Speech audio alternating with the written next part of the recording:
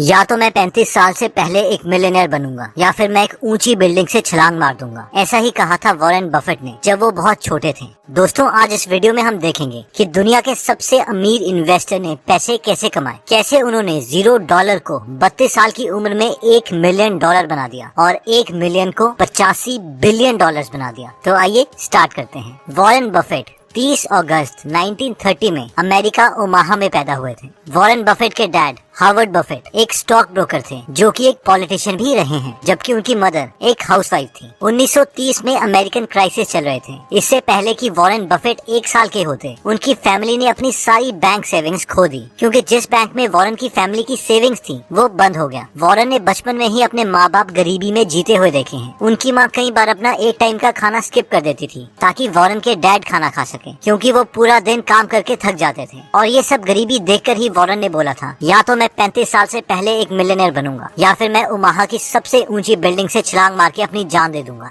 बचपन से ही Warren maths और नंबर्स के साथ बहुत अच्छे थे। स्पेशली वो हर किसी चीज में पैटर्न ढूंढ लेते थे। फॉर एग्जाम्पल, वो बचपन में अपने घर के सामने सारी गाड़ियों के नंबर्स देखते और रात को उन्हें एक कागज में लिखते रहते और ये देखते कि कौन सी कार सबसे ज्यादा बार उनके घर के सामने से गुजरती है। एक बार वॉरेन ने देखा कि एक आदमी उनके घर के सामने लगी मशीन से कोल्ड ड्रिंक ले रहा है और उस मशीन में कोल्ड ड्रिंक्स के ढक्कन पड़े हैं। वॉरेन बफेट ने हफ्तों तक हर रोज वो सारे ढक्कन उठाए और देखा कि लोग सबसे ज्यादा कौन सी कोल्ड ड्रिंक पीते हैं। ढक्कनों को काउंट करने के बाद उन्हें पता चला कि लोग कोका कोला ज्यादा प्रेफर करते हैं। और बहुत सालों के बाद अपने इन्वेस्टिंग करियर में इसी नॉलेज की वजह से उन्होंने कोका कोला के काफी शेयर्स भी खरीद लिए थे। जब वॉरेन बफेट 10 साल के थे और बेंसन लाइब्रेरी में बुक्स पढ़ रहे थे तो उन्हें एक बुक दिखाई दी जिसका टाइटल था 1000 तरीके $1000 कमाने की। उस बुक में पैसे कमाने के काफी आइडियाज दिए थे, लेकिन उनमें से एक आइडिया वॉरेन को बहुत पसंद आ गया और वो आइडिया था कि आप वेइंग मशीन लगा के भी $1000 कमा सकते हैं। आइडिया ये था कि एक मशीन को लगा के उससे जितने पैसे आएंगे उससे दूसरी मशीन खरीद ली जाए और हर बार प्रॉफिट को खर्च करने के बजाय री इन्वेस्ट किया जाए। ये देखते ही वो 7 साल का बच्चा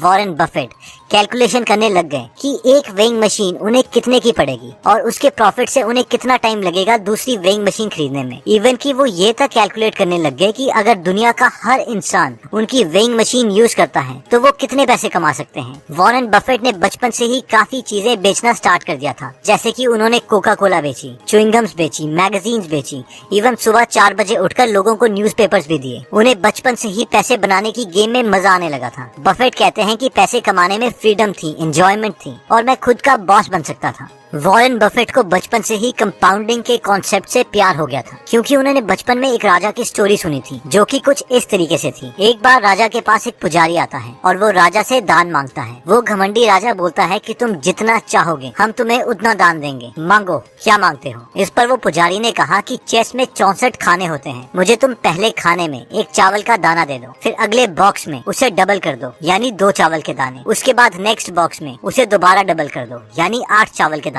और तुम चेस के ये 64 सेक्शंस तक करते रहो। जितने चावल के दाने टोटल आएंगे बस मुझे उतने ही चाहिए। इस पर उस राजा ने कहा, बस तुम कितने नादान हो, इससे अच्छा तो मुझसे तुम हीरे जवाहरात मांगते। लेकिन जब उस राजा के सैनिकों ने उन 64 सेक्शंस में चावल के दाने डालने स्टार्ट किए तो वो 64 सेक्शन में इतने ज्यादा दाने थे कि उस राजा को अपना पूरा किंगडम बेचना पड़ा। वॉरेन बफेट इस स्टोरी से इतने इम्प्रेस हुए कि उन्होंने कंपाउंडिंग को अपनी कोर फिलॉसफी मान लिया। जब वॉरेन बफेट ने हार्वर्ड बिजनेस स्कूल में अपने डैड के कहने पे अप्लाई किया तो हार्वर्ड के इंटरव्यूअर्स ने वॉरेन बफेट का शिकागो में 10 मिनट के लिए इंटरव्यू लिया और उनसे कहा, भूल जाओ तुम्हारी हार्वर्ड में एडमिशन नहीं हो सकती। और वॉरेन बहुत दुखी हो गए कि अब मैं अपने डैड को क्या बोलूंगा। लेकिन अब वॉरेन बफेट बोलते हैं कि शायद ये मेरे साथ सबसे बेस्ट चीज हुई थी, क्योंकि कुछ साल पहले उन्होंने एक बुक पढ़ी थी जिसका नाम था द इंटेलिजेंट इन्वेस्टर और security analysis bye Benjamin Graham, जिससे वॉरेन बफेट बहुत ज्यादा इम्प्रेस हुए थे। हार्वर्ड की रिजेक्शन के बाद वॉरेन ने कोलंबिया यूनिवर्सिटी के प्रोस्पेक्टस में देखा कि बेंजामिन ग्राहम वहाँ पढ़ा रहे हैं और उन्होंने उन्हें एक लेटर लिखा, डियर प्रोफेसर, मुझे अभी तक लगता था कि आप मर चुके हैं, क्योंकि जब अब मुझे पता चल चुका है कि आप जिंदा हैं और कोलंबिया यूनिवर्सिटी में पढ़ा रहे हो तो मैं इस यूनिवर्सिटी को ज्वाइन करना चाहता हूँ। और फॉर्चुनेटली उन्हें कोलंबिया यूनिवर्सिटी में एडमिशन मिल गई। और वॉरेन बोलते हैं कि मेरी लाइफ की ये बेस्ट दिन थे, क्योंकि मैंने बेंजामिन ग्राहम से इन्वेस्टिंग के बारे में बहुत कुछ सीखा। बेंजामिन ने उन्हें इन्वेस्टिंग के 2 बेस्ट रूल्स बताए। रूल नंबर 1, अपनी इन्वेस्टमेंट के पैसों को कभी भी भी रिस्क में ना डालो, यानी नेवर लूज मनी। और रूल नंबर 2 था never forget rule number 1। Warren Buffett ने जो एक बहुत इंपॉर्टेंट कॉन्सेप्ट बेन ग्राहम से सीखा था वो था वैल्यू इन्वेस्टिंग, यानी कंपनी को उसकी वैल्यू के प्राइस के अकॉर्डिंग खरीदना चाहिए, ना कि उसकी प्रेजेंट मार्केट वैल्यू के अकॉर्डिंग। फॉर एग्जाम्पल, अगर आपको पता है कि ये पेन 10 रुपए का है और कल को अगर मार्केट आपको वो पेन 20 का बेचती है तो उसे खरीदना नहीं चाहिए, बल्कि वेट करना चाहिए। और जिस दिन वही पेन मार्केट आपको 5 रुपए का ऑफर करने लगे तो उसी वक्त उसे खरीद लेना चाहिए। और जैसे ही मार्केट दोबारा से उस पेन को 10 रुपए का बेच रही हो तो आपको भी वो खरीदा हुआ पेन मार्केट में दोबारा 10 रुपए का बेच देना चाहिए और प्रॉफिट कमा लेनी चाहिए। अब यही फिलॉसफी बफेट ने बड़ी कंपनियों के शेयर्स को खरीदने के लिए यूज करी और बहुत पैसे कमाए। 1956 में वॉरेन ने 25 साल की उम्र में खुद की एक पार्टनरशिप फर्म खोली जिसमें उनके साथ 7 पार्टनर्स थे। मैक्सिमम पार्टनर्स उन्हीं की फैमिली में से थे। सिर्फ 6 साल में यानी 1962 में वो अपने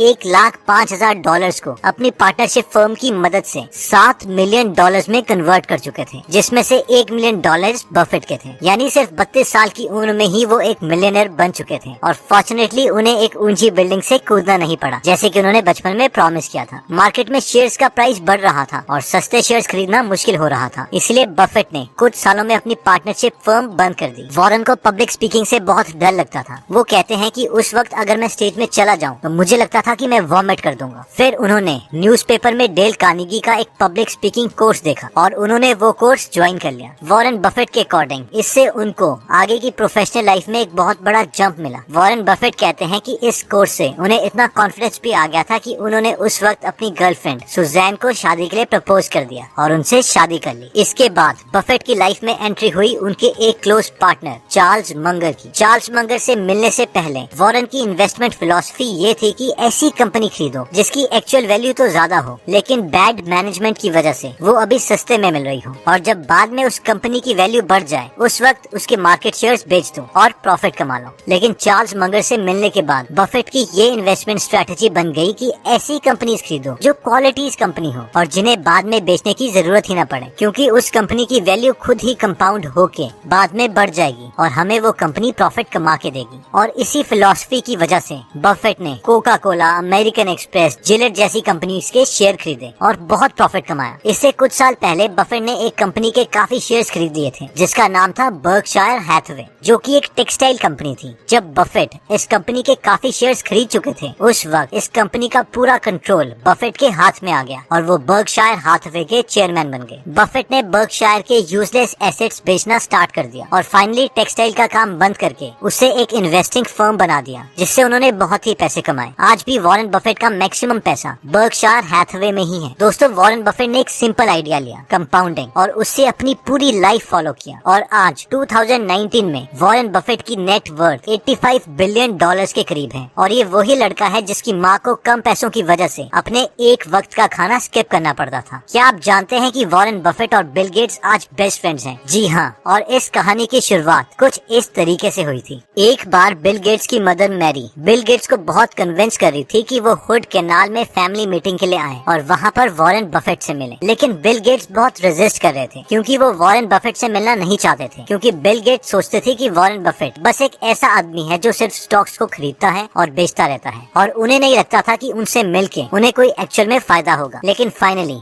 बिल गेट्स लंच में आने के लिए मान गए और बिल गेट्स जैसे ही वॉरेन बफेट से मिले उन्हें पता चल गया कि वॉरेन बफेट अच्छे और इंटेलिजेंट इंसान हैं और वो दोनों बहुत ही जल्दी बेस्ट फ्रेंड्स बन गए। उस वक्त बिल गेट्स के डैड भी लंच में मौजूद थे और उन्होंने वॉरेन बफेट और बिल गेट्स को कहा कि तुम दोनों अपनी लाइफ में बहुत ही सक्सेसफुल रहे हो। फिर उन्होंने उन दोनों को एक पेपर और एक पेंसिल दिया और कहा कि एक ऐसी कौन सी चीज है जो तुम मानते हो जिसकी वजह से तुम दोनों सक्सेसफुल रहे। जब बिल गेट्स के डैड ने उन दोनों के पेपर को देखा तो उन दोनों ने पेपर में एक ही शब्द लिखा था और वो था फोकस। आज भी बिल गेट्स और वॉरेन बफेट दोस्त हैं और वॉरेन बफेट ने साल 2018 में $3.4 बिलियन बिल और मेलिंडा गेट्स फाउंडेशन में डोनेट कर दिए। इतना ही नहीं, वॉरेन बफेट ने ये भी प्रॉमिस किया है कि वो मरने के बाद अपनी वेल्थ का 99% डोनेट कर देंगे और अपने बच्चों को अपनी वेल्थ का बहुत ही कम हिस्सा देंगे, क्योंकि वो जानते हैं कि बिना मेहनत के मिले पैसे से उनके बच्चों की लाइफ इंप्रूव नहीं होगी बल्कि वो बर्बाद ही होंगे। दोस्तों, वॉरेन बफेट आज भी बहुत ही सिंपल लाइफ जीते हैं। वो एक मिडिल क्लास घर में रहते हैं, मिडिल क्लास खाना खाते हैं और एक मिडिल क्लास गाड़ी चलाते हैं। बर्कशायर हैथवे में शुरू में उनके पास सिर्फ 25 एम्प्लॉइज थे। बेशक अब बर्कशायर में बहुत से एम्प्लॉइज हैं, लेकिन वो शुरू के 25 एम्प्लॉइज आज भी उन्हीं के साथ काम करते हैं। वॉरेन कहते हैं कि मैं अपने हर एक एम्प्लॉय और हर एक शेयर होल्डर को एक पार्टनर मानता हूँ, एक फैमिली मेंबर की तरह ट्रीट करता हूँ। वो हमेशा बोलते हैं कि मैं बहुत खुश हूँ क्योंकि मैं अपनी लाइफ में वो गेम खेल रहा हूँ जिससे मुझे प्यार है। मुझे पैसों से प्यार नहीं है, बस इन्वेस्टिंग की गेम से प्यार है। अगर मुझे पैसों से प्यार होता तो मैं महंगी गाड़ी खरीदता, लेकिन मैं ऐसा कुछ नहीं करता।